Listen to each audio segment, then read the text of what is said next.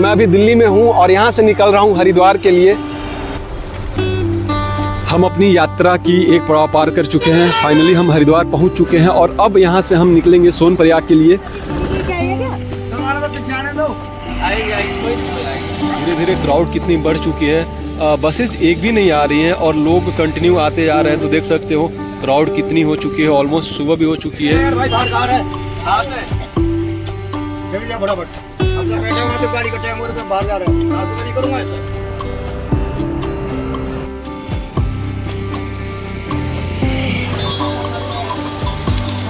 इसी कामना के साथ सभी भक्तों को केदारनाथ यात्रा के और कपाट खुलने की बहुत बहुत मुबारकबाद। Thank you. Welcome back to another blog. मैं हूं आपका दोस्त सुशांत और फाइनली बताते हुए बहुत खुशी हो रही है कि बाबा का बुलावा आ चुका है और मैं जा रहा हूं अपनी 4 धाम यात्रा के लिए। और अपनी 4 धाम की यात्रा की शुरुआत मैं कर रहा हूं ISBT Kashmiri get new Delhi से। जैसे कि आपको पता है कि अगर आप 4 धाम की यात्रा करना चाहते हो और आप ऑल ओवर इंडिया कहीं से भी हो तो सबसे पहले या तो आपको हरिद्वार या तो फिर आपको ऋषिकेश आना होता है। तो मैं अपनी इस यात्रा की शुरुआत दिल्ली से कर रहा हूं और अभी मैं दिल्ली ISBT काश्मीरी गेट में हूं और यहां से बस लेकर मैं जाने वाला हूं हरिद्वार। तो चलो जल्दी से अपना बस लेते हैं, सीट बुक करते हैं और चलते हैं हरिद्वार।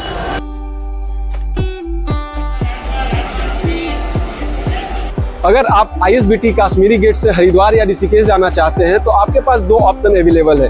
एक जो प्राइवेट बस है आप उसे जा सकते हैं और दूसरी जो सरकार के थ्रू बसेस चलती है, उत्तराखंड परिवहन निगम की जो बसेस चलती हैं आप उसे भी जा सकते हैं। फाइनली ये देखो हमारी बस हरिद्वार ऋषिकेश के लिए आ चुकी है। अगर आप ISBT काश्मीरी गेट से बस लेना चाहते हैं तो आपको प्लेटफॉर्म नंबर 14 पे आना पड़ेगा, 13 पे आना पड़ेगा। यहाँ से उत्तराखंड की जो सरकारी बसेज है वो यहाँ से मिलती है। ये है हमारी बस जो कि अभी आके प्लेटफॉर्म नंबर 13 पे लगी है। अगर आप ISBT काश्मीरी गेट से ये बस पकड़ना चाहते हो तो आपको प्लेटफॉर्म नंबर 13 पे आना पड़ेगा। और मैं दिखाता हूँ आपको अंदर से इसका व्यू। ये देखो ऐसा है कुछ व्यू इसका और पूरी बस खाली है क्योंकि अभी जस्ट लगी है, देख सकते हो। फाइनली 10:50 पर हमारी बस काश्मीरी गेट ISBT से हरिद्वार के लिए निकल चुकी है। सीट की बात करूं तो सीट ओके सा है। 5 घंटे की जर्नी है, आप इजीली इस सीट पे बैठ के 5 घंटे का ट्रेवल कर सकते हो।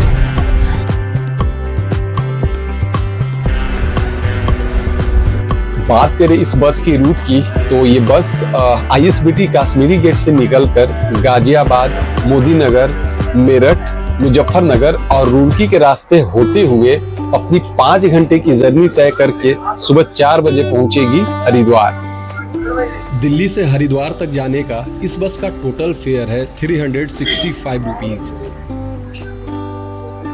फाइनली 2 घंटे की जर्नी के बाद 1:10 पर हमारी बस रुकी है मेरठ की एक होटल पे। और ये देखो ये है पीछे का नज़ारा, आप देख सकते हो बहुत सारी बसेज यहाँ पे रुकी हुई है। और ये देखो पीछे में बहुत बड़ी होटल है, वहाँ पे बहुत सारे ऑप्शन अवेलेबल है खाने पीने की। उसके अलावा छोटी छोटी बहुत सारी दुकानें हैं जहाँ पे शिकंजी मिल रही है, आइसक्रीम मिल रही है, भेलपूरी मिल रही है। तो बहुत अच्छे ऑप्शन है यहाँ पे। होटल भी बहुत अच्छी है, शौचालय भी बहुत अच्छा है। आधे घंटे की ब्रेक के बाद एक बार फिर से हम निकल चले अपनी डेस्टिनेशन हरिद्वार के लिए। It's time to say good night to all of you। 2.5 घंटे की जर्नी अभी बची हुई है, लेट नाइट हो चुकी है तो थोड़ा आराम करता हूँ और सुबह हरिद्वार में फिर से आपको ज्वाइन करता हूँ। तब तक के लिए सभी को गुड नाइट।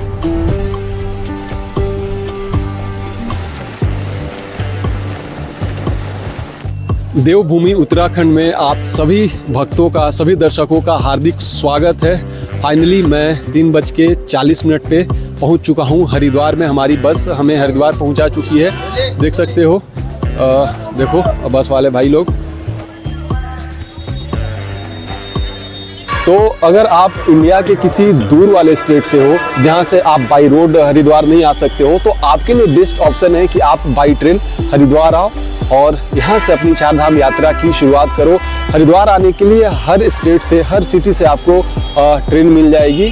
तो अगर आप अपनी चार धाम की यात्रा की शुरुआत करना चाहते हो तो आप सबसे पहले बाई ट्रेन हरिद्वार आओ और यहाँ पवित्र गंगा में हर की पौड़ी में स्नान करो और उसके बाद यहाँ से अपनी चार धाम यात्रा की शुरुआत कर सकते हो। पार्किंग एरिया है और ये मेन गेट है और जस्ट सामने मेन रोड है और उसके जस्ट अपोजिट में इधर वहाँ पे बस स्टैंड है।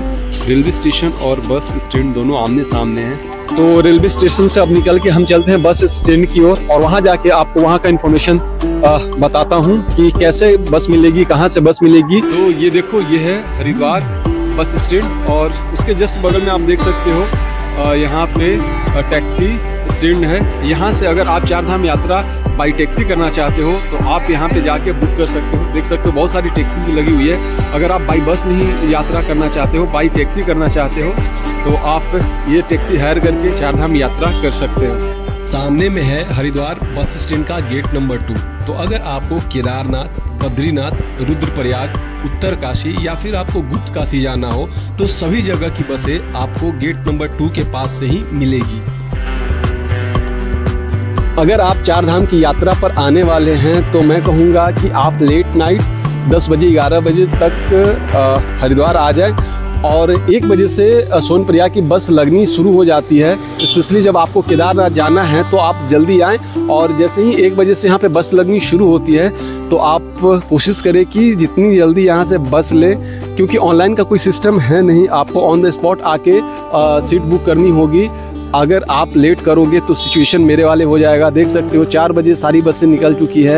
अब हम वेट कर रहे हैं कि कहीं कोई बस आ जाए तो निकले। तो सामने में जितने भी लोग खड़े हैं सबको सोनप्रयाग जाना है, ये देखो, और सभी लोग मेरे जैसे बस का वेट कर रहे हैं। कुछ लोग उधर चले गए शायद टैक्सी के लिए, बट अभी बहुत सारे लोग यहाँ पे खड़े थे और काफ़ी देर से वेट कर रहे हैं बस का, बट अभी तक एक ही बस नहीं आई है। आधे घंटे से हम यहाँ पे खड़े हैं। देख सकते हो सबको सोनप्रयाग जाना है और सब लोग बस का वेट कर रहे हैं। देखो धीरे धीरे क्राउड कितनी बढ़ चुकी है, बसेस एक भी नहीं आ रही हैं और लोग कंटिन्यू आते जा रहे हैं। तो देख सकते हो क्राउड कितनी हो चुकी है, ऑलमोस्ट सुबह भी हो चुकी है। इधर भी देखो लोग खड़े हैं, सबको गौरीकुंड जाना है, सोनप्रयाग जाना है, बट अभी तक सोनप्रयाग गौरीकुंड की एक भी बस नहीं आई है।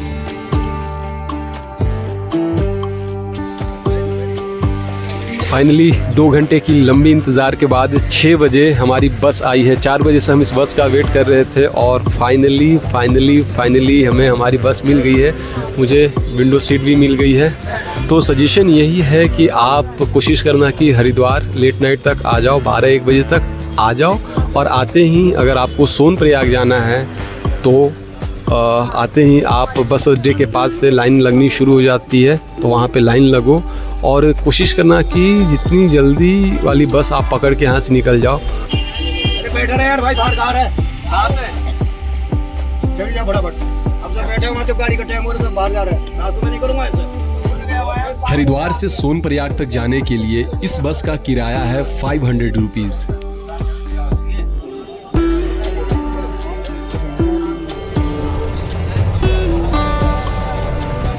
6:27 में हमारी बस हरिद्वार से निकल चुकी है सोनप्रयाग के लिए। तो बहुत ही खुशी की बात है कि लंबे इंतज़ार के बाद बस मिली और अब बस निकल चुकी है सोनप्रयाग के लिए। तो एक बार भगवान भोले को याद करते हैं, नमः पार्वती पते हर हर महादेव। हरिद्वार से सोनप्रयाग की दूरी है 240 किलोमीटर। सोनप्रयाग तक पहुंचते पहुंचते आपको 8 से 9 घंटे का वक्त लग जाता है।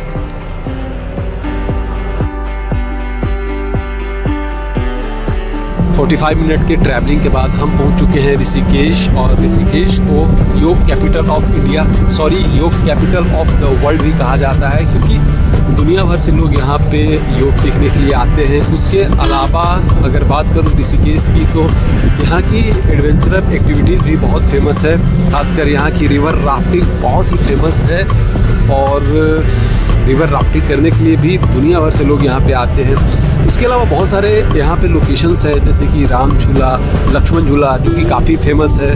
और बात करूँ हमारे नीलकंठ महादेव जी की रास्ते भी यहाँ से ही होके गुजरते हैं।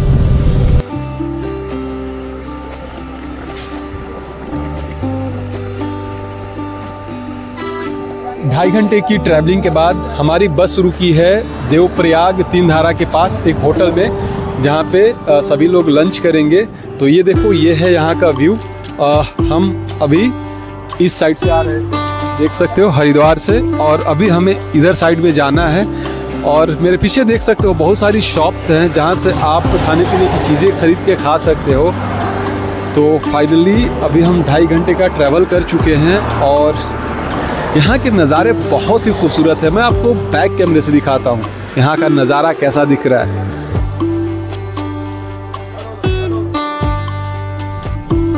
तीन धारा से 10 किलोमीटर आगे चलने के बाद हम पहुँचते हैं देवप्रयाग, जहाँ पे अलकनंदा नदी और भागीरथी नदी का संगम होता है और यहीं से निर्माण होती है हमारे देश की सबसे पवित्र नदी गंगा की।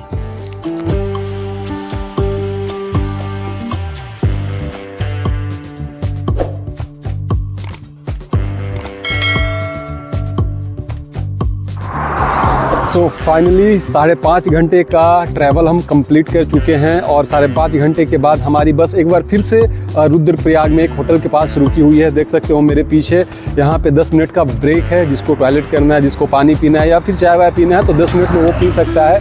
और फाइनली हम रुद्रप्रयाग तक पहुँच चुके हैं और यहाँ से अभी सोनप्रयाग की डिस्टेंस है 68 किलोमीटर, जहाँ तक जाने में अभी भी यहाँ से 2 से 2.5 घंटे का वक्त लगेगा।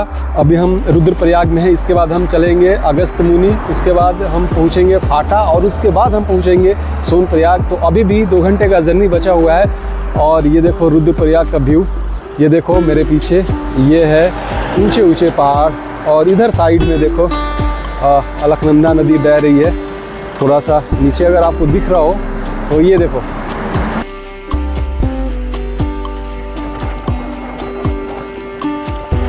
फाइनली रुद्रप्रयाग से एक बार फिर से हमारी बस निकल चुकी है अपनी फाइनल डेस्टिनेशन सोनप्रयाग के लिए और अभी हम अगस्त्यमुनि शहर को क्रॉस कर रहे हैं। इस शहर का नाम ऋषि अगस्त्यमुनि के नाम पे रखा गया है और उसके पीछे की कहानी ये है कि ऋषि अगस्त्यमुनि ने इस स्थान को, इस जगह को अपने तपस्या के लिए चुना था और यहाँ पे मंदाकिनी नदी के तट पे बैठकर वो तपस्या किया करते थे। इसीलिए इस शहर का नाम अगस्त्यमुनि रखा गया है और यहाँ पे उनकी एक मंदिर भी उपस्थित है, बहुत ही भव्य मंदिर उपस्थित है।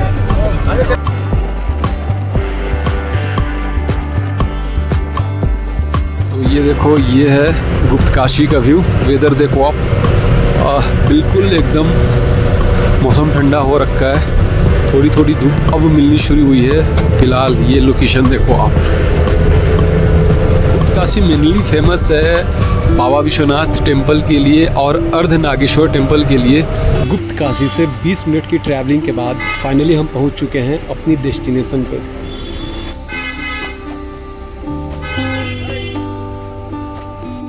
1:40 में हमारी बस हमें ड्रॉप कर चुकी है सीतापुर में। एक्चुअली में हमारी बस जाने वाली थी सोनप्रयाग, बट सीतापुर के आगे बस को जाना अलाउ नहीं किया जा रहा है। तो फाइनली हमारी बस हमें सीतापुर में ड्रॉप कर चुकी है। तो ये है सीतापुर और ये है सीतापुर का पार्किंग एरिया। देख सकते हो सभी बस नीचे में जाके खड़ी हो गई है।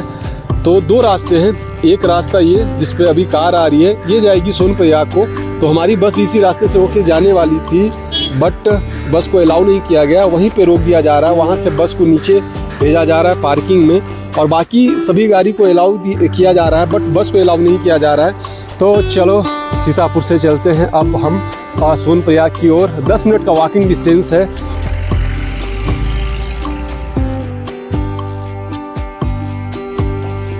सोनप्रयाग में खाने पीने की और रुकने की बहुत अच्छी व्यवस्था है। साथ ही साथ आपका रजिस्ट्रेशन भी यहीं पे चेक किया जाता है और अगर आपने रजिस्ट्रेशन नहीं करवाया है तो आप यहां से अपनी रजिस्ट्रेशन भी करवा सकते हो। तो ये देखो, ये है सोनप्रयाग की मेन मार्केट एरिया। दोनों तरफ आपको मार्केट और होटल्स दिख रही होंगी। तो आप जब केदारनाथ यात्रा के लिए आ रहे हो तो अपनी जो भी ज़रूरी चीज़ें हैं आप चेक कर लो और अगर आपके पास कुछ चीज़ों की कमी है तो आप सोनप्रयाग मार्केट से ले सकते हो। यहाँ की मार्केट बहुत अच्छी है, देख सकते हो मेरे पीछे सोनप्रयाग मार्केट की व्यू दिख रही है आपको और यहाँ पे हर ज़रूरी चीज़ आपको मिल जाएगी। तो आप एक बार रीचेक कर लो कि अगर कोई चीज़ें आपके पास नहीं है तो आप कोशिश करना कि सोनप्रयाग के मार्केट से ही उसको कैरी कर ले, क्योंकि आगे फिर वैसी मार्केट आपको मिलेगी नहीं।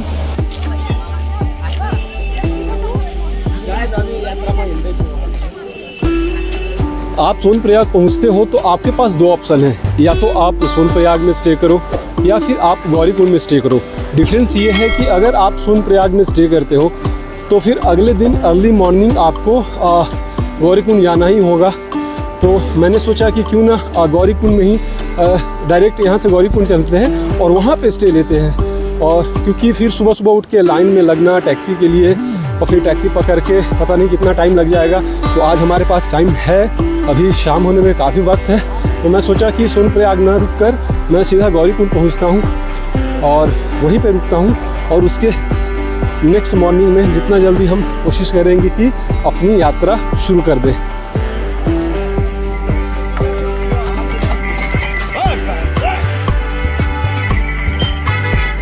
सोनप्रयाग मार्केट से जैसे ही आप आगे बढ़ते हो तो आपको ये पुल मिलता है और इस पुल को जैसे ही आप क्रॉस करोगे तो आपको मिलेगी शटल वाहन की जो सर्विस है गौरीकुंड जाने के लिए, वो इसके जस्ट क्रॉस करने के बाद आपको मिलेगी।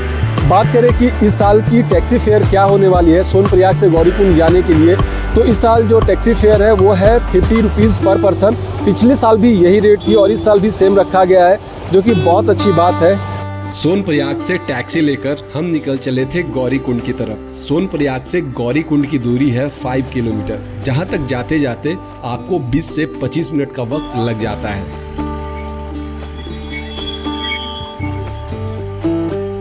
सोलो बैग पैकर्स, देखो इनके पास टेंट है, मैट है, सभी चीज ये अपने साथ लेके चलते हैं।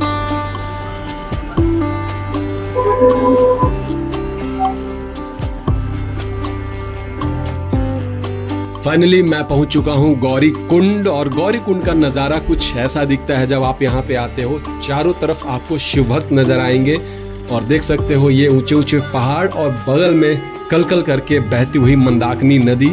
और गौरीकुंड केदारनाथ यात्रा की स्टार्टिंग पॉइंट मानी जाती है। आप केदारनाथ की यात्रा यहीं से शुरू करते हो और सबसे इम्पोर्टेंट बात कि जब आप गौरीकुंड पहुंचते हो तो सबसे पहले आप दर्शन करते हो माता गौरी की। तो चलिए आपको लेके चलता हूँ गौरी मंदिर में और दर्शन करवाता हूँ माता गौरी की।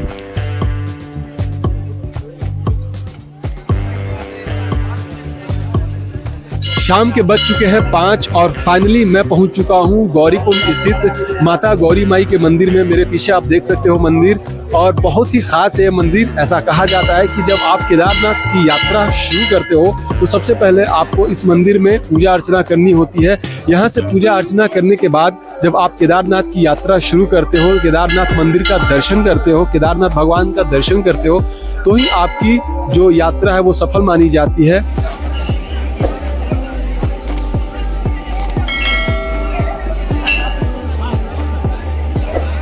इस मंदिर की हिस्ट्री बहुत ही खास है। ऐसा कहा जाता है कि इसी स्थान पे बैठकर माता पार्वती ने भगवान शिव को अपने पति के रूप में पाने के लिए वर्षों तक कठोर तपस्या की थी और उनके तपस्या से खुश होने के बाद भगवान शिव यहाँ पे उनसे मिलने आए थे और शादी का प्रस्ताव रखे थे। और यहाँ से 15-16 किलोमीटर की दूरी पे एक मंदिर है, त्रिजुगी नारायण मंदिर। उसी मंदिर में भगवान शिव और माता पार्वती का विवाह भी हुआ था।